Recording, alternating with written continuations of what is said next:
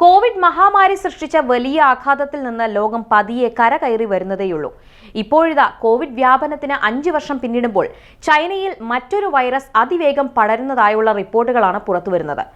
Covid മഹാമാരിക്ക് ശേഷം human മെറ്റാന്യൂമോ virus കാരണം വീണ്ടും രാജ്യത്തെ ആശുപത്രികൾ രോഗികളെ കൊണ്ട് നിറഞ്ഞിരിക്കുകയാണെന്നാണ് റിപ്പോർട്ടുകൾ. നിറഞ്ഞു കവിഞ്ഞ ആശുപത്രികളുടെ ചിത്രങ്ങൾ സമൂഹ മാധ്യമങ്ങളിൽ പ്രത്യക്ഷപ്പെടുന്നുണ്ടെങ്കിലും ചൈനീസ് സർക്കാരോ ലോകാരോഗ്യ സംഘടനയോ ഇക്കാര്യം സ്ഥിരീകരിച്ചിട്ടില്ല. കുട്ടികളിലാണ് ഇവ പടരുന്നതെന്നും ചൈനയുടെ വടക്കൻ പ്രവിശ്യയിലാണ് കൂടുതൽ കേസുകളും റിപ്പോർട്ട് ചെയ്യുന്നതെന്നും വൈറസ് ബാധിച്ച് നിരവധി മരണങ്ങൾ സംഭവിച്ചതായും അന്താരാഷ്ട്ര മാധ്യമങ്ങൾ റിപ്പോർട്ട് ചെയ്യുന്നുണ്ട്. ആശുപത്രികളിൽ മാസ്ക് ധരിച്ച് ചികിത്സയ്ക്കായി എത്തിയ രോഗികളുടെ വീഡിയോകളും സാമൂഹിക മാധ്യമങ്ങളിൽ വലിയ തോതിൽ പ്രചരിക്കുന്നുണ്ട്. ശ്വാസകോശ അണുബാധയ്ക്ക് കാരണമാകുന്ന ഒരു വൈറസാണിത്. കടുത്ത ചുമ, മൂക്കൊലിപ്പ്, അടഞ്ഞ മൂക്ക്, പനി, തൊണ്ടവേദന എന്നിവയാണ് സാധാരണ രോഗലക്ഷണങ്ങൾ.